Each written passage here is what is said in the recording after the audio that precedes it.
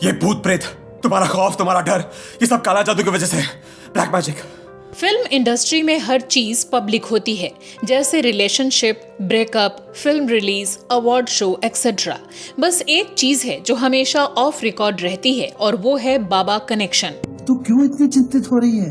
अरे ये तो तेरा राजयोग है, ईश्वर तेरे साथ है, ये पुरस्कार तो तुझे ही मिलेगा। इंडस्ट्री में ज्यादातर फिल्म मेकर्स के गुरु या उनके फेवरेट बाबा ही बताते हैं कि किस महीने किस शुक्रवार को फिल्म रिलीज करनी है। किसी तांत्रिक की सलाह पर स्टार अपना नाम तक बदल लेते हैं। बहुत बड़ा न्यूमरोलॉजिस्ट है। तुम्हें अपने नाम में जितने ओ लगाने हैं लगा लो। किसी प्रोड्यूसर की फिल्म फ्लॉप होते ही अगले ही दिन पूजा, यज्ञ और ऊर्जा शुद्धि आदि का खेल शुरू हो जाता है। यहाँ तक कि अपना करियर चमकाने और दूसरे का करियर डुबाने के लिए भी तंत्र मंत्र और काला जादू का सहारा लिया जाता है। जब भगवान हार जाए ना, तो किसी दूसरी शक्ति के पास जाना चाहिए, और वो शक्ति जो कभी हारती नहीं, मैं आपको वहाँ ले चल सकता हूँ। न्यूमरोलॉजी, एस्ट्रोलॉजी, वास्तु, काला जादू सबका यहाँ भर भर कर इस्तेमाल होता है। ऐसा ही तो होता है काला जादू, ब्लैक मैजिक, जिसका असर उस पानी में है जो तुम उसे धोगे।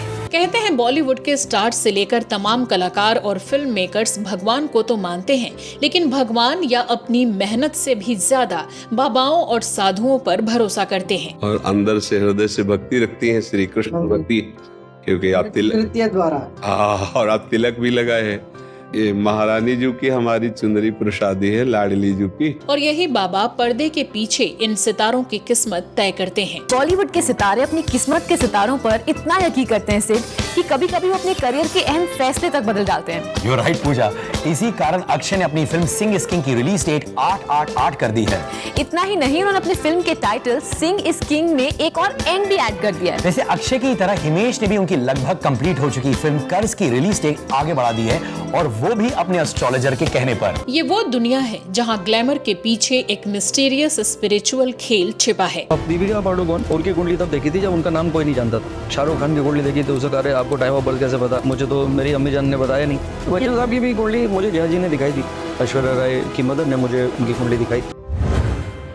इस इंडस्ट्री के ही इनसाइडर्स बताते हैं कि बॉलीवुड में सिर्फ एक्टिंग और टैलेंट नहीं चलता, बल्कि एनर्जी, भाग्य और आशीर्वाद की पॉलिटिक्स जबरदस्त काम करती है। और इस पॉलिटिक्स के सबसे पुराने खिलाड़ी हैं बाबा, गुरु और तांत्रिक। इस आदमी का दावा है कि तांत्रिक विद्या यानी ब्लैक मैजिक के जरिए आत्मा को शरीर से अलग किया जा सकता है और आत्माओं की दुनिया में उसे कैद किया जा सकता है।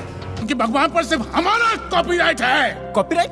अरे 2 मंदिर क्या बनवा दिए? भगवान आपके बाप का मालूम है? खबरदार, हमारा संप्रदाय तुमको छोड़ेगा नहीं। तो आज हम कुछ ऐसे नामों का जिक्र करेंगे जिन्होंने ग्लैमर की इस दुनिया में आध्यात्मिकता के नाम पर अपना साम्राज्य खड़ा कर लिया, और कुछ बाबा तो आज भी इसी आधार पर करोड़ों में खेल रहे हैं। 90s के दशक में आसाराम बापू सिर्फ धार्मिक मंचों पर नहीं, टीवी और फिल्म इवेंट्स में भी दिखाई देने लगे। कई कलाकार, शक्ति कपूर, विवेक ओबेरॉय और कुछ छोटे मोटे निर्माता उनके आशीर्वाद को अपने करियर की ढाल मानते थे। यहाँ तक कि कुछ स्टार्स ने उनकी सलाह पर स्क्रिप्ट साइन की या फिल्म रिलीज की तारीख तक बदलनी शुरू कर दी। लेकिन जब उनके खिलाफ गंभीर केसेस सामने आए तो वही फिल्मी चेहरे मीडिया से गायब हो गए। राम रहीम ने तो गुरु फॉलोअर की लाइन ही मिटा दी और ये फर्जी बाबा खुद हीरो, डायरेक्टर और म्यूजिक कंपोजर बन बैठा। उसकी फिल्में MSG सीरीज के नाम से रिलीज हुई, जिनके प्रीमियर पर बॉलीवुड और टीवी इंडस्ट्री के कई चेहरे नजर आए। कुछ एक्टर्स ने इसे आध्यात्मिक प्रेरणा कहा तो कुछ ने सिर्फ PR स्टंट। लेकिन सच ये था कि बाबा राम रहीम अपने धार्मिक नेटवर्क से फिल्मों को प्रमोट कर रहा था, जो ये दिखाता है कि कैसे धर्म, पैसा और ग्लैमर एक ही मंच पर नाचने लगे और बाबा एंड बॉलीवुड का कॉकटेल बन गया। हसीन वादियों में, गाड़ियों में हम हैं, आ रहा मजा। लेकिन फिर इनके भी दिन लद गए और भारी ड्रामे और विवाद के बाद जब ये भी जेल पहुंच गए तो बॉलीवुड में इनके चहेतों की टोली भी शांत हो गई। 2010 में जब टीवी पर निर्मल बाबा ऐड के जरिए हर घर में अपनी पहुंच बनाने लगे तो कई छोटे मोटे कलाकार और प्रोड्यूसर भी उनके शो में दिखाई देने लगे। उनका मानना था कि निर्मल दरबार से मिली सलाह से फिल्में हिट होती हैं और करियर स्टैब्लिश होता है। लेकिन जब कुछ ही दिनों बाद उनके खिलाफ भी आर्थिक विवाद सामने आए और उनकी हरी चटनी और लाल टमाटर का लोग जमकर मजाक बनाने लगे तो उन्हीं सेलेब्स ने चुपचाप निर्मल बाबा से भी दूरी बना ली। इंडस्ट्री के इनसाइडर्स बताते हैं कि हर स्टार के पास उसका कोई न कोई एनर्जी कंसल्टेंट होता है, चाहे वो एस्ट्रोलॉजर हो, न्यूमरोलॉजिस्ट हो या फिर तांत्रिक। इनमें से कुछ के पास film release dates, partnership compatibility, यहाँ तक कि कोर्ट हियरिंग का समय तक चार्ट से देखकर निकालने की जिम्मेदारी होती है। कई बार फिल्म की फ्लॉप एनर्जी उतारने के लिए विशेष पूजा या साधना भी करवाई जाती है। इनमें से कुछ बाबा तो ऐसे भी हैं जो बॉलीवुड पार्टियों में एनर्जी क्लींजर के तौर पर बुलाए जाते हैं। यानी यहाँ अब कोई स्पिरिचुअलिटी नहीं बची है, बल्कि उसका फुल टाइम बिजनेस अपने चरम पर है। राखी सावंत ने कई बार कैमरे पर कहा कि वो गुरु जी की शरण में है, कभी करियर के लिए तो कभी रिश्ते के लिए। इसी तरह शक्ति कपूर कई आध्यात्मिक कैंप में नजर आए, जहां बाद में विवाद हुआ कि इन कैंप्स में केवल पूजा नहीं बल्कि और भी बहुत कुछ होता था। ऐसे ही कुछ टीवी स्टार्स ने कहा कि उन्हें बाबा जी के आश्रम में ब्लेसिंग्स के लिए बुलाया गया, पर वहां एक्सपीरियंस कुछ और निकला। ये सब दिखाता है कि जब आस्था पर्सनल नहीं रहती तो उसका इस्तेमाल भी आसान हो जाता है। अगर आप गौर करें तो हर कहानी में एक कॉमन पैटर्न है, जहां आस्था से शुरुआत होती है, फिर डर पर भरोसा और अंत में फायदा उठाने का खेल। कोई स्टार ऊर्जा के नाम पर इन बाबाओं को लाखों दे देता है तो कोई बाबा उस स्टार के नाम से अपनी मार्केटिंग चमकाने में लग जाता है। इस एक्सचेंज में स्पिरिचुअलिटी से ज्यादा नेटवर्किंग और इन्फ्लुएंस बिकता है। और यही वो पॉइंट है जहां धर्म, ग्लैमर और सत्ता तीनों एक ही रेखा पर खड़े हो जाते हैं। यहाँ पूजा भी पब्लिसिटी होती है और आशीर्वाद भी इन्वेस्टमेंट के तौर पर मिलता है। अब सवाल ये उठता है कि अगर बॉलीवुड में बाबाओं का इतना असर है तो क्या ये सिर्फ आस्था तक सीमित है? तो इसका जवाब है बिल्कुल नहीं। ये प्रभाव करियर, कोर्ट केस और फिल्म फंडिंग तक फैल चुका है। और इसमें सबसे चौंकाने वाली बात ये है कि ये सब अक्सर पर्दे के पीछे मीडिया से दूर होता है। कई स्टार्स अपने रोल, फिल्म डील और रिलीज डेट तक गुरुजी की सलाह पर तय करते हैं। कुछ प्रोड्यूसर कहते हैं कि अगर फिल्म फ्लॉप हो जाए तो तांत्रिक या ज्योतिषी की पूजा से एनर्जी रिस्टोर की जाती है। कुछ कहते हैं कि हमने गुरुदेव के कहने पर स्क्रिप्ट बदल दी और वही फिल्म हिट हो गई। लेकिन इनसाइडर्स बताते हैं कि ये फेथ और फियर का मिला जुला खेल है, जहां गुरु के आशीर्वाद का प्रेशर भी स्टार पर साइकोलॉजिकल वेट ही डालता है। हमने कहा कि एक बार आपकी दृष्टि पड़ जाएगी तो सैनिटाइज हो जाएंगे। बॉलीवुड में कई स्टार्स और प्रोड्यूसर्स बाबाओं से लीगल प्रोटेक्शन तक हासिल करते हैं। कई तांत्रिक और एस्ट्रोलॉजर्स सलाह देते हैं कि इस तारीख तक कंप्लेन फाइल मत करना, शनि दोष हटाओ तो कोर्ट हल्का होगा। कई मीडिया रिपोर्ट्स में ये भी दावा किया गया कि कुछ बाबाओं ने अपने इन्फ्लुएंस का इस्तेमाल करके पब्लिक केसेस, टैक्स इवेंट्स और पर्सनल डिस्प्यूट में डिले करा दिया या कम नुकसान होने दिया। यानी स्पिरिचुअलिटी के नाम पर कुछ लोग लीगल पैंतरेबाजी का साइकोलॉजिकल कवर भी बनाते हैं। अब ये कैसे करते हैं, ये तो अलग ही रिसर्च का मुद्दा है। बॉलीवुड में ज्यादातर प्रोड्यूसर और फाइनेंसर फिल्म की सक्सेस के लिए गुरुओं और ज्योतिषियों को इन्वॉल्व करते हैं। कभी पूजा और हवन के बदले फंडिंग मिलती है तो कभी इन्वेस्टमेंट डिसीजंस भी बाबाओं के गाइडेंस पर तय होते हैं। कई केसेस में प्रोड्यूसर अपने सो कॉल्ड गुरुजी को साथ लेकर जाते हैं और फिर वही गुरुजी इन्वेस्टर्स को कन्विंस करते हैं कि इस प्रोजेक्ट में उन्हें पैसे क्यों लगाने चाहिए। ऐसा योग है कि बस धन की बारिश होगी। ये दिखाता है कि स्पिरिचुअलिटी यहाँ सिर्फ रिलीजियस डिवोशन नहीं बल्कि इंडस्ट्री स्ट्रेटेजी का हिस्सा बन चुकी है, जो लोगों को फंसाने, बरगलाने और मैनिपुलेट करने का भी काम करती है। दोस्तों, कई सेलिब्रिटी जहां चोरी छिपे इन कामों को अंजाम देते हैं तो वहीं कई पूजा पाठ या गुरुजी के दर्शन के नाम पर आश्रमों या रिलीजियस प्लेसेस के चक्कर लगाते हैं। अब बात करते हैं उन नामों की जिन्होंने बॉलीवुड और बाबाओं के इस सीक्रेट नेटवर्क को पब्लिकली कंट्रोवर्सी में बदल दिया। तो आइए देखते हैं किसने क्या किया और किससे जुड़े रहे।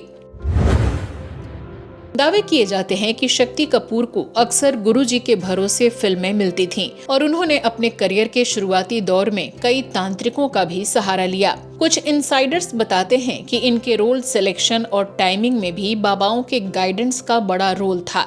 हालांकि बाद में ये विवादित भी हुआ क्योंकि इनके बाबा कनेक्शन पर मीडिया सवाल उठाने लगा। शक्ति कपूर को लेकर एक बार ये खबर सामने आई थी कि कुछ मुश्किल दौर में इन्होंने किसी बाबा के गाइडेंस पर इन्वेस्टमेंट पार्टनर्स भी बदल डाले थे। इसी तरह एक्टर गोविंदा के तंत्र मंत्र साधना कराने, उनकी मां के द्वारा तरह तरह की विधियां किए जाने और जमकर इन सब क्रियाओं का सहारा लेने की बातें आज भी इंडस्ट्री में सुनाई जाती हैं। लोगों का विश्वास डेट आज ये है, आज मंगल है, आज मैं ये नहीं करूँगा। ऐसे मैंने एक दिन शमी अंकल से कहा, अंकल यहाँ स्विमिंग पूल से उठ जाइए प्लीज़, मैं आपको बहुत प्यार करता हूँ ना, अब यहाँ से उठिए, आप लोग वैन में चलेंगे, वैन में खाना खाएंगे। तो मैं सर जिद करके उठा के उनको अंदर लेके गया। मुझे लग रहा था कि उसका वास्तु अच्छा नहीं है। वहम आ गया, अभी बोले ये यहाँ से जो है अपना शर्नीलर गिर जाएगा, यहाँ से तू हटो, और पता चला कैसे शर्नीलर भी गिर जाता था। तू कादर खान डूब जाएगा, पता नहीं कैसे कैसे क्या। अब वो 20 फीट ही गए होंगे, वो डूब गई। दो बोटे थी, दोनों बंद हो गई, कैमरा भी डूब गया, कादर खान साहब भी डूब गए। जो मेरे थॉट किसी के लिए आया ना, वो मैंने मेरी आंख से वो सत्य होते हुए देखा है। इस पर मैंने डिटेल में पहले से ही एक वीडियो बना रखा है, जिसे आप आई बटन पर क्लिक करके देख सकते हैं। वहीं इसी तरह बड़बोली आइटम गर्ल राखी सावंत ने तो कई बार खुद बताया था कि वो अपने गुरुजी के ही कहने पर करियर डिसीजंस और शोज करती हैं। हालांकि उसके बाद भी उनका करियर और इमेज आज कहाँ है, ये बताने की जरूरत नहीं है। वहाँ पे ऐसा होता है ना कि लड़की को आप सप्लाई करते हैं ना, तो एक बंदी थी तो बार बार ये पटा के अंदर लेकर जाती थी, फिर एक बार दरवाजा लॉक हो गया, फिर लड़की अशुद्ध होकर ही बाहर आती थी। इसी तरह शिल्पा शेट्टी और राज कुंद्रा अपने ऊपर लगे आरोपों और कोर्ट केसेस से बचने के लिए कई मंदिरों, आश्रमों और बाबाओं के चक्कर काटते दिखे। ये दिखाता है कि गुरु इन्फ्लुएंस सिर्फ प्राइवेट फेथ नहीं बल्कि पूरी फिल्म मार्केटिंग, प्रोडक्शन और फंडिंग तक पहुंच चुका था। ज्यादातर कलाकार अपनी फिल्मों की रिलीज से पहले जहां मजारों पर चादर चढ़ाते और मंदिरों में पूजा करते दिखने लगते हैं, वहीं इसकी आड़ में वो बाबाओं, पुजारियों और तांत्रिकों, ज्योतिषियों के चक्कर लगा रहे होते हैं। यानी सुपरस्टिशन अपने चरम पर होता है। और ये कोई एक या दो आइसोलेटेड इंसिडेंट नहीं है, बल्कि इंडस्ट्री इनसाइडर्स के अकॉर्डिंग ये पैटर्न दशकों से चलता आया है। और मजे की बात यह है कि राकेश रोशन ने अपने करियर में फिल्में बनाई हैं तो केवल के यानी इंग्लिश के के अल्फाबेट से, फिर चाहे वो खुदगर्ज हो, खून भरी मांग हो, कोयला हो, कोई मिल गया हो या फिर हो क्रिश।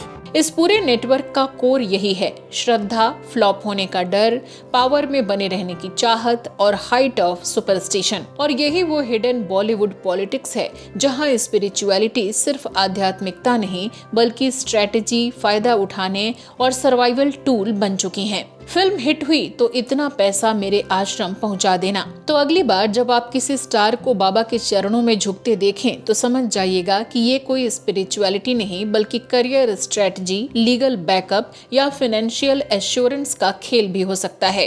और कभी कभी इमेज पॉलिशिंग का तरीका भी, जैसे राज कुंद्रा ने हाल ही में कुछ अजीब ढंग से करने की कोशिश की। मैं आज कहना चाहता हूँ कि कभी मैं आपके काम आ सकता हूँ तो आज एक किडनी मेरी आपके नाम। नहीं नहीं नहीं नहीं, तुम स्वस्थ रहो, सुखी रहो। लीगल केसेस और कंट्रोवर्सीज में भी कई बार गुरु इंटरवेंशन की कहानी सुनने को मिलती है। इसमें कोई सार्वजनिक बयान नहीं होता, लेकिन ये सब पर्दे के पीछे चलता रहता है और इनसाइडर्स के अनुसार ये पैटर्न लगातार अब भी जारी है। ये दिखाता है कि स्पिरिचुअलिटी, सेलिब्रिटी कल्चर और इंडस्ट्री पॉलिटिक्स अलग नहीं है बल्कि इंटरवीन्ड हैं। और यही वजह है कि बॉलीवुड में गुरु कनेक्शन हमेशा रहस्य और विवादों के बीच चलता है। कई हिंदी फिल्मों में बॉलीवुड और स्पिरिचुअल, ऑकल्ट, गुरु इन्फ्लुएंस या तंत्र, तांत्रिक और हिडन पावर डायनेमिक्स को दिखाया भी गया है।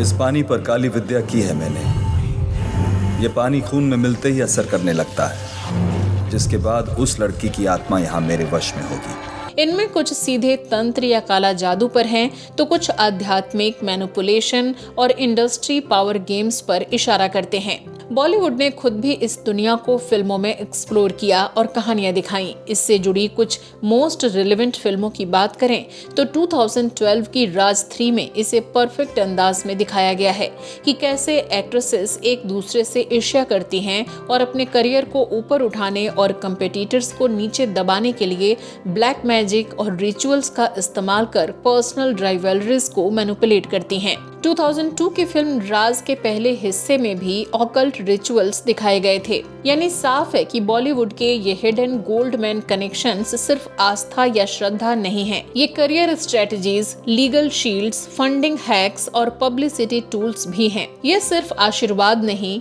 बॉलीवुड की हिडन मशीनरी और सीक्रेट नेटवर्क का हिस्सा है, जहां गुरु और तांत्रिक करियर डिसीजंस, फिल्म फंडिंग और लीगल स्ट्रेटजी तक प्रभावित करते हैं। और फेथ, फियर और पावर का ये जाल कई बड़े स्टार्स की सक्सेस, कंट्रोवर्सी और कभी-कभी उनकी पर्सनल लाइफ तक पर गहरा असर डालते हैं।